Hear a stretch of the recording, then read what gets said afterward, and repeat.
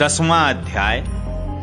उत्तम का मारा जाना, ध्रुव का यक्षों के साथ युद्ध। श्री मैत्रेय जी कहते हैं, विदुर जी, ध्रुव ने प्रजापति शिशुकुमार की पुत्री भ्रमि के साथ विवाह किया। उससे उनके कल्प और वत्सर नाम के 2 पुत्र हुए। महाबली ध्रुव की दूसरी स्त्री वायुपुत्री इला थी। उससे उनके उत्कल नाम के एक पुत्र और एक कन्या रत्न का जन्म हुआ। उत्तम का भी विवाह नहीं हुआ था कि एक दिन शिकार खेलते समय उसे हिमालय पर्वत पर एक बलवान यक्ष ने मार डाला। उसके साथ उसकी माता भी परलोक सिधार गई। ध्रुव ने जब भाई के मारे जाने का समाचार सुना तो वे क्रोध, शोक और उद्वेग से भरकर एक विजयप्रद रथ पर सवार हो यक्षों के देश में जा पहुंचे। उन्होंने उत्तर दिशा में जाकर हिमालय की घाटी में यक्षों से भरी हुई अलकापुरी देखी। उसमें अनेकों भूत, प्रेत, पिशाच आदि रुद्रानुचर रहते थे। विदुर जी, वहां पहुंचकर महाबाहु ध्रुव ने अपना शंख बजाया तथा संपूर्ण आकाश और दिशाओं को गुंजा दिया। उस शंख ध्वनि से यक्ष पत्नियां बहुत ही डर गईं। उनकी आंखें भय से कातर हो उठी। वीरवर विदुर जी, महाबलवान यक्ष वीरों को वह शंखनाद सहन न हुआ, इसलिए वे तरह तरह के अस्त्र शस्त्र लेकर नगर के बाहर निकल आए और ध्रुव पर टूट पड़े। महारथी ध्रुव प्रचंड धनुर्धर थे। उन्होंने एक ही साथ उनमें से प्रत्येक को 3-3 बाण मारे। उन सभी ने जब अपने अपने मस्तकों में 3-3 बाण लगे देखे, तब उन्हें यह विश्वास हो गया कि हमारी हार अवश्य होगी। वे ध्रुव जी के इस अद्भुत पराक्रम की प्रशंसा करने लगे। फिर जैसे सर्प किसी के पैरों का आघात नहीं सहते, उसी प्रकार ध्रुव के इस पराक्रम को न सहकर उन्होंने भी उनके बाणों के जवाब में एक ही साथ उनसे दूने 6-6 बाण छोड़े। यक्षों की संख्या 13 अयुत अर्थात 1,30,000 थी। उन्होंने ध्रुव जी का बदला लेने के लिए अत्यंत कुपित होकर रथ और सारथी के सहित उन पर परिघ, खड्ग, प्रास, त्रिशूल, फरसा, शक्ति, रिष्टि, भुषुंडी तथा चित्र विचित्र पंखदार बाणों की वर्षा की। इस भीषण शस्त्र वर्षा से ध्रुव जी बिल्कुल ढक गए। तब लोगों को उनका दिखना वैसे ही बंद हो गया जैसे भारी वर्षा से पर्वत का। उस समय जो सिद्धगण आकाश में स्थित होकर यह दृश्य देख रहे थे, वे सब हाय हाय करके कहने लगे, आज यक्ष सेना रूप समुद्र में डूबकर यह मानव सूर्य अस्त हो गया। यक्ष लोग अपनी विजय की घोषणा करते हुए युद्ध क्षेत्र में सिंह की तरह गरजने लगे। इसी बीच में ध्रुव जी का रथ एकाएक वैसे ही प्रकट हो गया जैसे कोहरे में से सूर्य भगवान निकल आते हैं। ध्रुव जी ने अपने दिव्य धनुष की टंकार करके शत्रुओं के दिल दहला दिए और फिर प्रचंड बाणों की वर्षा करके उनके अस्त्र शस्त्रों को इस प्रकार छिन्न भिन्न कर दिया जैसे आंधी बादलों को तितर बितर कर देती है। उनके धनुष से छूटे हुए तीखे तीर यक्ष राक्षसों के कवचों को भेद कर इस प्रकार उनके शरीरों में घुस गए जैसे इंद्र के छोड़े हुए वज्र पर्वतों में प्रवेश कर गए थे।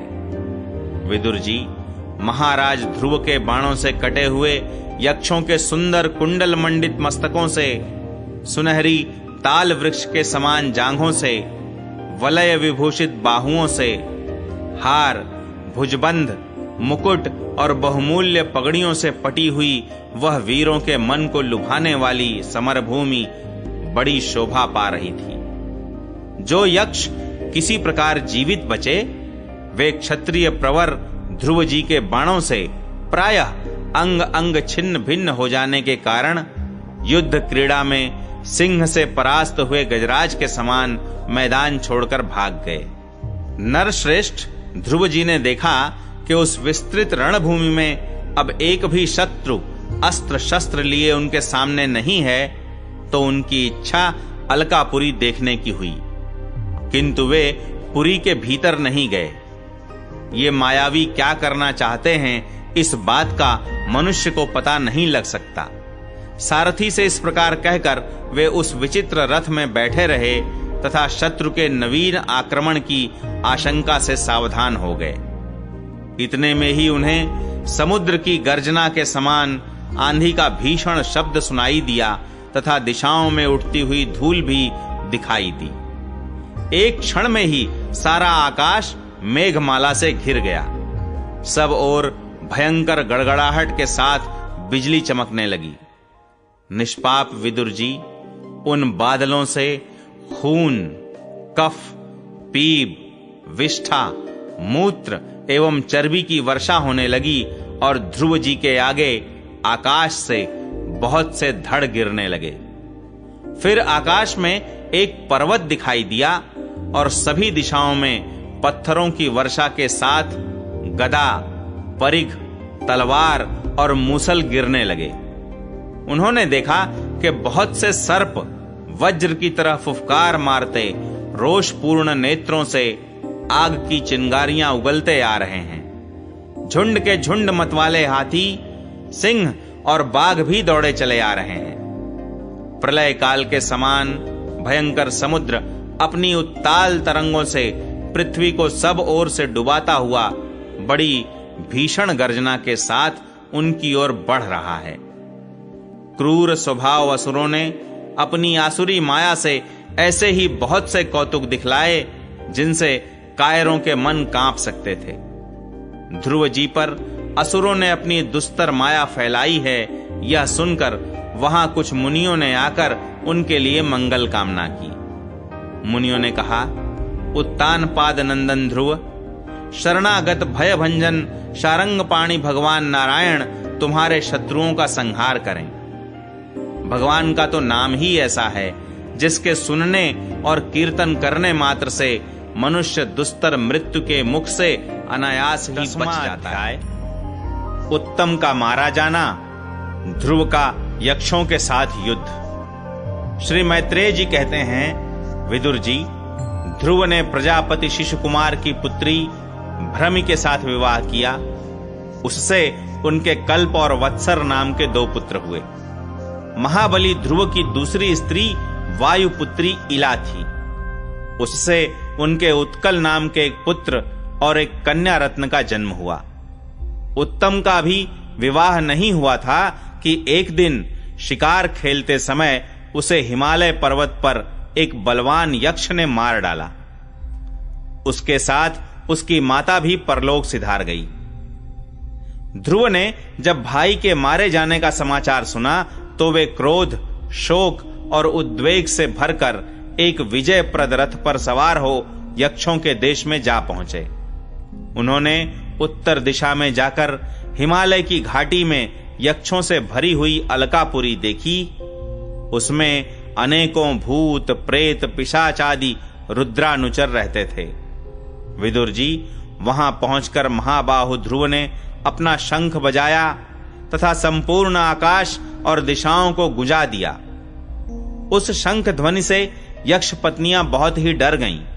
उनकी आंखें भय से कातर हो उठीं। वीरवर विदुर जी, महाबलवान यक्ष वीरों को वह शंखनाद सहन न हुआ, इसलिए वे तरह तरह के अस्त्र शस्त्र लेकर नगर के बाहर निकल आए और ध्रुव पर टूट पड़े। महारथी ध्रुव प्रचंड धनुर्धर थे। उन्होंने एक ही साथ उनमें से प्रत्येक को 3-3 बाण मारे। उन सभी ने जब अपने अपने मस्तकों में 3-3 बाण लगे देखे, तब उन्हें यह विश्वास हो गया कि हमारी हार अवश्य होगी। वे ध्रुव जी के इस अद्भुत पराक्रम की प्रशंसा करने लगे। फिर जैसे सर्प किसी के पैरों का आघात नहीं सहते, उसी प्रकार ध्रुव के इस पराक्रम को न सहकर उन्होंने भी उनके बाणों के जवाब में एक ही साथ उनसे दूने 6-6 बाण छोड़े। यक्षों की संख्या 13 अयुत अर्थात 1,30,000 थी। उन्होंने ध्रुव जी का बदला लेने के लिए अत्यंत कुपित होकर रथ और सारथी के सहित उन पर परिघ, खड्ग, प्रास, त्रिशूल, फरसा, शक्ति, रिष्टि, भुषुंडी तथा चित्र विचित्र पंखदार बाणों की वर्षा की। इस भीषण शस्त्र वर्षा से ध्रुव जी बिल्कुल ढक गए। तब लोगों को उनका दिखना वैसे ही बंद हो गया जैसे भारी वर्षा से पर्वत का। उस समय जो सिद्धगण आकाश में स्थित होकर यह दृश्य देख रहे थे, वे सब हाय हाय करके कहने लगे, आज यक्ष सेना रूप समुद्र में डूबकर यह मानव सूर्य अस्त हो गया। यक्ष लोग अपनी विजय की घोषणा करते हुए युद्ध क्षेत्र में सिंह की तरह गरजने लगे। इसी बीच में ध्रुव जी का रथ एकाएक वैसे ही प्रकट हो गया जैसे कोहरे में से सूर्य भगवान निकल आते हैं। ध्रुव जी ने अपने दिव्य धनुष की टंकार करके शत्रुओं के दिल दहला दिए और फिर प्रचंड बाणों की वर्षा करके उनके अस्त्र शस्त्रों को इस प्रकार छिन्न भिन्न कर दिया जैसे आंधी बादलों को तितर बितर कर देती है। उनके धनुष से छूटे हुए तीखे तीर यक्ष राक्षसों के कवचों को भेद कर इस प्रकार उनके शरीरों में घुस गए जैसे इंद्र के छोड़े हुए वज्र पर्वतों में प्रवेश कर गए थे। विदुर जी महाराज ध्रुव के बाणों से कटे हुए यक्षों के सुंदर कुंडल मंडित मस्तकों से, सुनहरी ताल वृक्ष के समान जांघों से, वलय विभूषित बाहुओं से, हार, भुजबंध, मुकुट और बहुमूल्य पगड़ियों से पटी हुई वह वीरों के मन को लुभाने वाली समरभूमि बड़ी शोभा पा रही थी। जो यक्ष किसी प्रकार जीवित बचे, वे क्षत्रिय प्रवर ध्रुव जी के बाणों से प्रायः अंग अंग छिन्न भिन्न हो जाने के कारण युद्ध क्रीड़ा में सिंह से परास्त हुए गजराज के समान मैदान छोड़कर भाग गए। नरश्रेष्ठ ध्रुव जी ने देखा कि उस विस्तृत रणभूमि में अब एक भी शत्रु अस्त्र शस्त्र लिए उनके सामने नहीं है, तो उनकी इच्छा अलकापुरी देखने की हुई, किंतु वे पुरी के भीतर नहीं गए। ये मायावी क्या करना चाहते हैं, इस बात का मनुष्य को पता नहीं लग सकता। सारथी से इस प्रकार कहकर वे उस विचित्र रथ में बैठे रहे तथा शत्रु के नवीन आक्रमण की आशंका से सावधान हो गए। इतने में ही उन्हें समुद्र की गर्जना के समान आंधी का भीषण शब्द सुनाई दिया तथा दिशाओं में उठती हुई धूल भी दिखाई दी। एक क्षण में ही सारा आकाश मेघमाला से घिर गया। सब ओर भयंकर गड़गड़ाहट के साथ बिजली चमकने लगी। निष्पाप विदुर जी उन बादलों से खून, कफ, पीप, विष्ठा, मूत्र एवं चर्बी की वर्षा होने लगी और ध्रुव जी के आगे आकाश से बहुत से धड़ गिरने लगे। फिर आकाश में एक पर्वत दिखाई दिया और सभी दिशाओं में पत्थरों की वर्षा के साथ गदा, परिघ, तलवार और मूसल गिरने लगे। उन्होंने देखा कि बहुत से सर्प वज्र की तरह फुफकार मारते रोषपूर्ण नेत्रों से आग की चिंगारियां उगलते आ रहे हैं। झुंड के झुंड मतवाले हाथी, सिंह और बाघ भी दौड़े चले आ रहे हैं। प्रलय काल के समान भयंकर समुद्र अपनी उत्ताल तरंगों से पृथ्वी को सब ओर से डुबाता हुआ बड़ी भीषण गर्जना के साथ उनकी ओर बढ़ रहा है। क्रूर स्वभाव असुरों ने अपनी आसुरी माया से ऐसे ही बहुत से कौतुक दिखलाए जिनसे कायरों के मन कांप सकते थे। ध्रुव जी पर असुरों ने अपनी दुस्तर माया फैलाई है, यह सुनकर वहां कुछ मुनियों ने आकर उनके लिए मंगल कामना की। मुनियों ने कहा, उत्तान पाद नंदन ध्रुव, शरणागत भय भंजन शारंग पाणी भगवान नारायण तुम्हारे शत्रुओं का संहार करें। भगवान का तो नाम ही ऐसा है जिसके सुनने और कीर्तन करने मात्र से मनुष्य दुस्तर मृत्यु के मुख से अनायास ही बच जाता है।